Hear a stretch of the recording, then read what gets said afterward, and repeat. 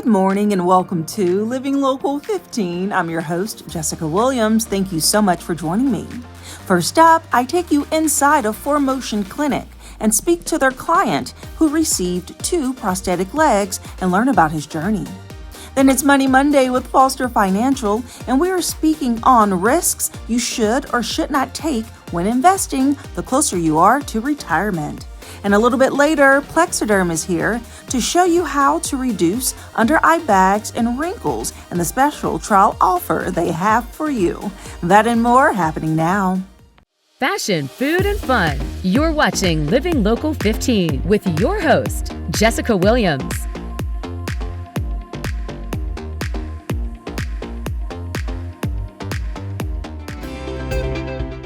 This segment sponsored by ForMotion Clinic.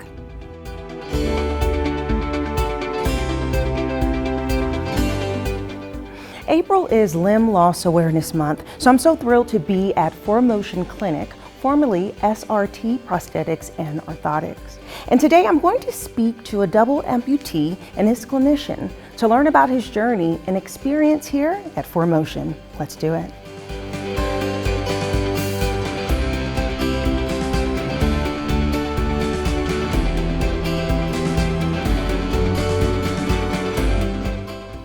I'm now joined by Andrew, who is a certified prosthetist, and also Roger, who is an amputee client here at ForMotion. How are you guys doing? I'm doing well, thank you. Good. Well, I'm thrilled to talk with you because you have a very unique story, and that you're willing to share it with our viewers is just so special. And so can you start off by giving us just a little journey through what you've experienced? Well, back in May of 2025, I had stepped on a nail that went from my big toe all the way to my heel, and I got an infection called gaseous gangrene. And we went to the hospital and they done a deburrment, and after the deburrment they come talk to me and they said, we don't think we can save it. They said, if we can, it's going to be a long, lengthy process. I said, well, let's just take it off. So we took it off, went through everything, got my new leg. I mean, Andrew's been great helping me get adjusted and everything. And then December 6th of this year, I dropped a can of big soup on my foot and it tore the tendons across the top. So that was another situation where it was going to be lengthy time. So I've done a lot of studying and, taking care of what I think was right. So we went with the second amputation, and I got this leg February 2nd. Of this year? Of this year. Wow. So how are you adjusting? Well, it's almost everyday life back again. I mean, I was encouraged that, I ain't gonna let this put me down. This is gonna be a walk forward that I've never done before. Yeah. And, people always, they're like, oh, I'm so sorry. I said, no, don't be sorry. Yeah. Say, go for it. Keep going. Do what you're doing. Oh, wow. And I don't know. I'm really excited about the future of the technology and stuff that we're going to be having. Yeah.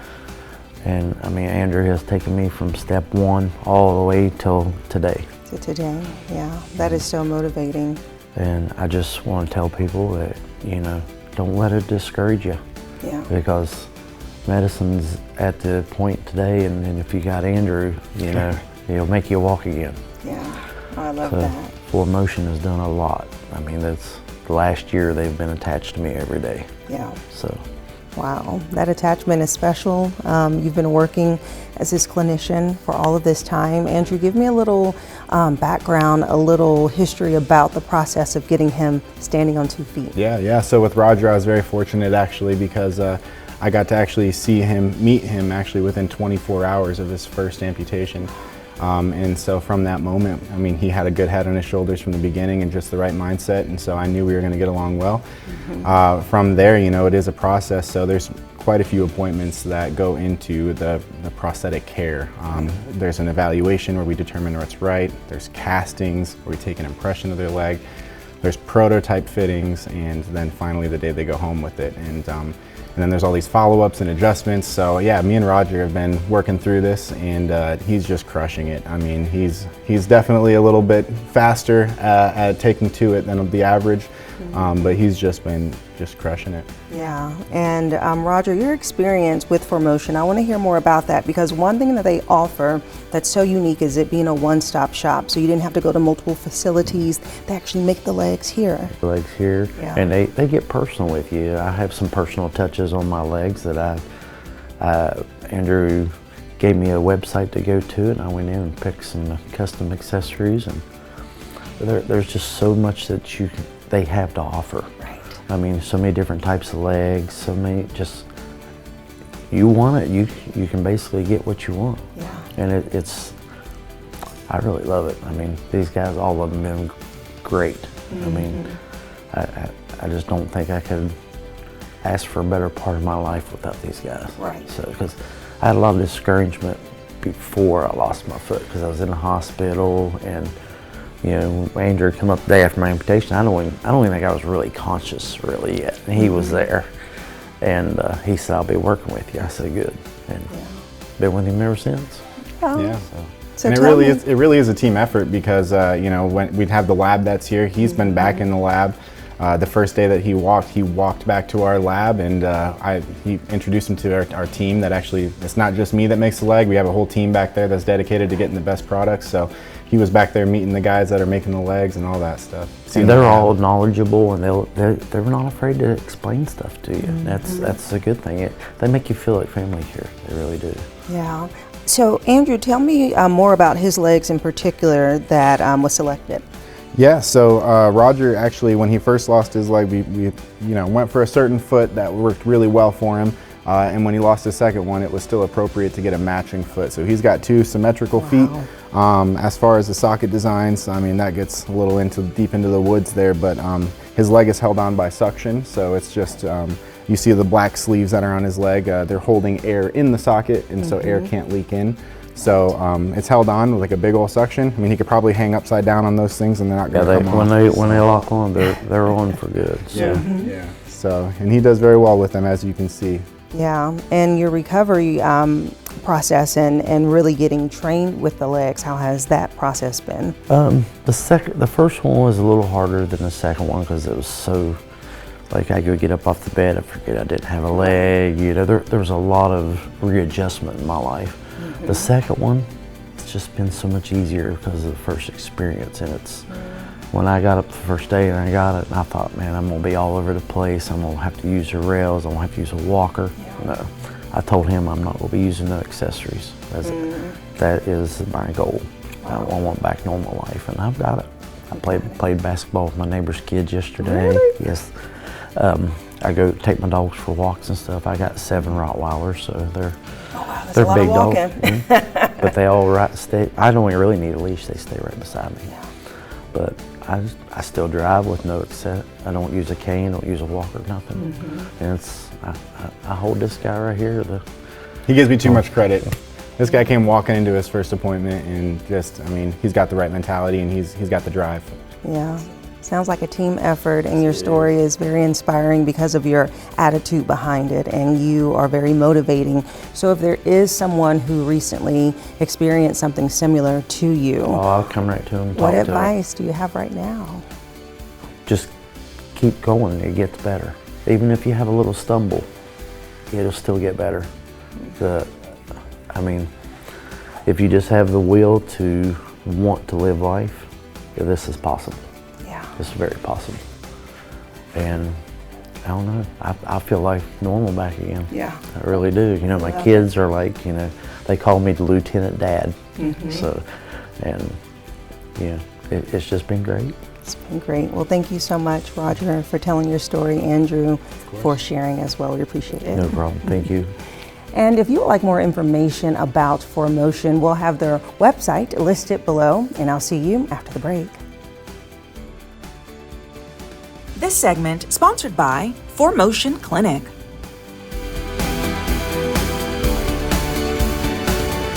Have an idea for the show? Want to find out how you can be a guest? Contact us at livinglocal15@wayne.com.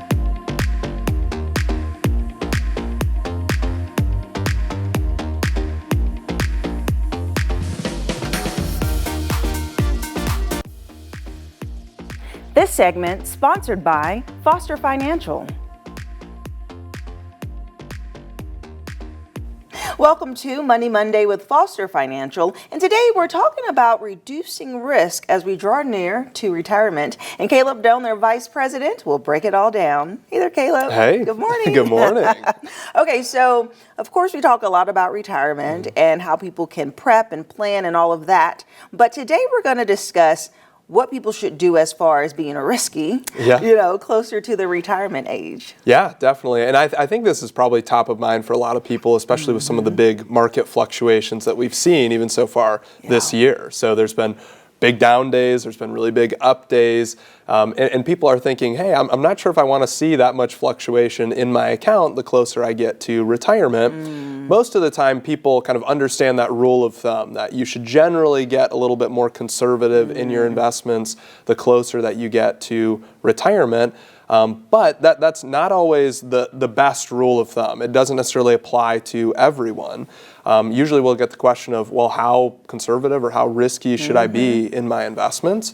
And usually we'll walk the clients through a certain methodology that we have at Foster Financial.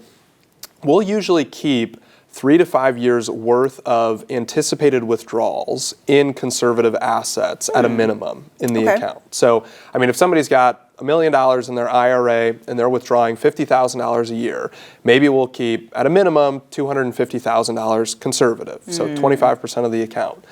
That's usually what we start with, and so that would mean that about 75% of the account is in equities and more growth-oriented assets, 25% is in bonds, more conservative assets.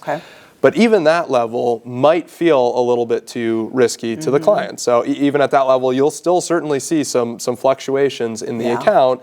And so we can start to dial back the risk to the client's comfort level. Because of course, we want there to be a methodology around how risky, but we also want the client to be able to sleep at night. So even if we have a sufficient amount set aside, if the fluctuations in the account are too much, we want to make sure that we dial it back a little bit for the client to make sure that their comfort level is achieved there too.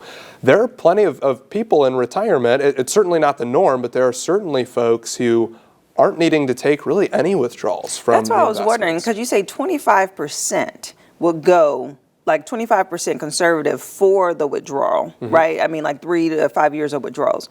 If people don't take withdrawals, is it just all up for risk? You could, yeah. I'd say if people don't need to take any withdrawals, then kind of the acceptable range of risk is a lot wider at that point. Because there are folks that, between, let's say, a pension and Social Security, maybe they have a part-time job too in retirement, they're really not touching their investment assets at all. They're just living off of that current income that's coming in. And so typically in that scenario, you could have the ability to be almost as aggressive or as conservative as what your risk preference allows, because on the aggressive side, if you were fully aggressive and the stock market dropped 15% in 1 year, well, it wouldn't prevent you from being able to live your normal lifestyle because you're not taking money from the accounts anyways. You could just, wait for a recovery and allow that to happen. But the same could be said on the conservative side. If you're not needing to take withdrawals, you could also be very conservative because you're not necessarily needing the money to generate 10% returns every single year in order for you to live your lifestyle in retirement. So if you were fully conservative and you got 4.5% in a CD, that could be very sufficient, and maybe you want that principal protection on the downside. So that acceptable range gets a lot wider the fewer withdrawals that you need to take. And then at what age should someone start thinking about this? I mean, thinking about transitioning their assets to more conservative from the risky. Would this be when they're entering into retirement or before?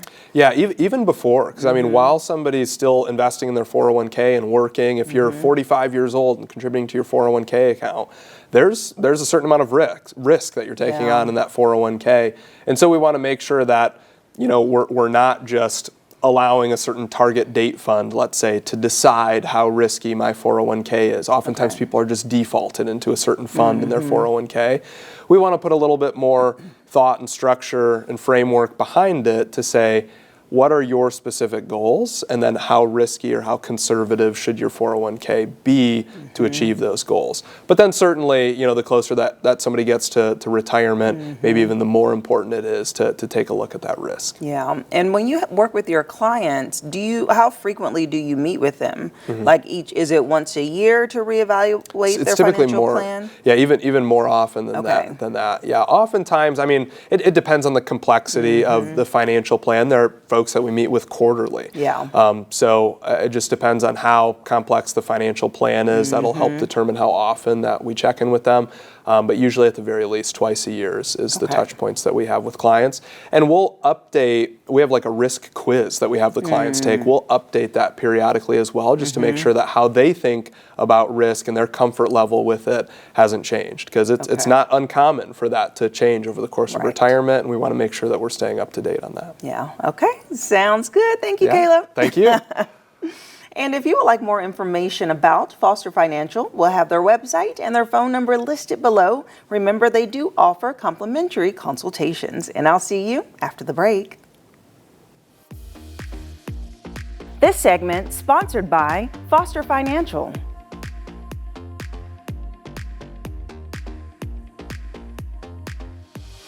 Follow us on social media at Living Local 15.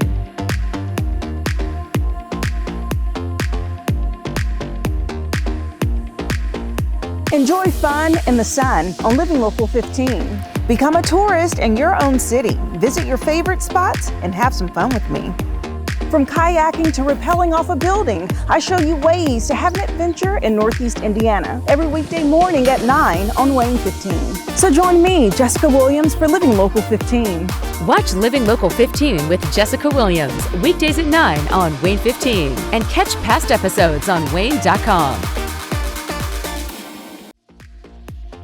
This segment sponsored by Plexaderm.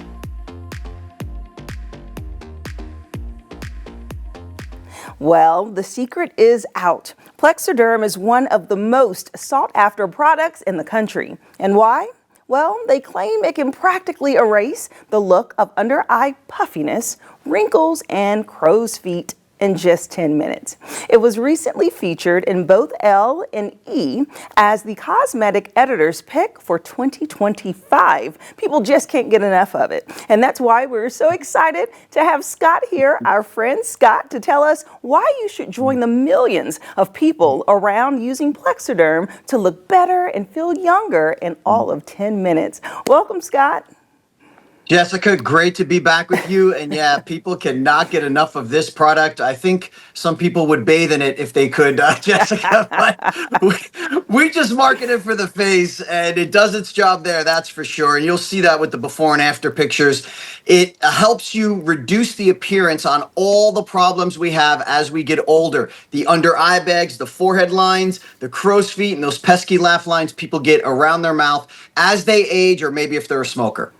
Yes, and those things can be very annoying. And I heard that you actually brought in some clips of users' reaction so we can actually see themselves for the first time after applying Plexaderm. Yeah, the before and afters are great, but when you hear people's reactions and see it and be there in the room like I was, it's pretty awesome. So take a look. Oh my gosh. Wow. Wow, is that really me? It's a facelift in a jar. Okay, that is amazing. Like, I love the reaction, the surprise. They're surprised, they're shocked. They're like, oh my goodness, I can look like that. Well, that's the quote of the year. You know, it's like a facelift in a jar. And when she said that, we all just cracked up and we said, cut, we're keeping that one. That was like, our favorite quote ever. But, I want to stress too, we had 3 ladies on there, with their results. But this is for men too, Jessica. Believe it or not, we've gotten much more vain with our appearance the last decade or Really? so. Yes, yeah, believe it or not. And men make up a big part of our customer fan base because this serum goes on clear. All right, so there's no chalky white residue. Most men, besides myself, don't wear makeup. So the fact that we can use this product and look younger without letting other people know we're actually doing that, that's a big advantage for men, and that's why they love it. Yes, and you guys came with some heavy metals this time around because Plexaderm won Editor's Choice for L and E, and it's even better to see how fast it works. And I hear that you have some special pricing for us. Yes, we got the with the Olympics here. We got the gold medal from E and L as far as Editor's Choice. So yeah, I mean, my God, were we excited? You know, those international fashion beauty publications to get that validation, Jessica, is huge. But even more huge are the results, and really, it's because of our ingredients. We derive silicates from shale rock. But we have peptides and collagen in the formula. With peptides, we're giving you moisture in your skin. With collagen, we are giving you firmness. So all you do is put this on a clean, dry face, wait 10 minutes, and you're going to see those results that you've seen on your screen. You're going to look 10 to 15 years younger, and those results are going to last up to 10 hours, Jessica. Wow. So, yeah, wow is right. And speaking of wow, we're going to talk about our special right now, which is the Plexaderm 6 application trial pack, which is what I'm holding in my hands right here. There's the 6 applications. So we're making this affordable for everyone, Jessica. Right now, it is $14.95 plus free shipping. And the only way to get that deal is to call 1-800-752-0378. You can also scan the QR code or just go to plexadermtrial.com. All right, perfect, Scott. Well, it's so good to see you. Thank you so much for breaking it down for us and giving us that special pricing. We appreciate it. Great to be with you as always, Jessica. All right. And if you would like more information about Plexaderm, we'll have their website listed below in the QR code that you can scan, and I'll see you after the break. This segment sponsored by Plexaderm.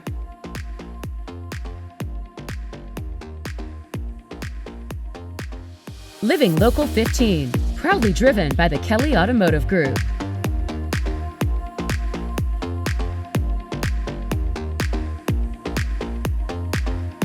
Go to the Living Local 15 page on WANE.com for recipes from the show, to watch a segment again, and to get information on products and services featured on Living Local 15.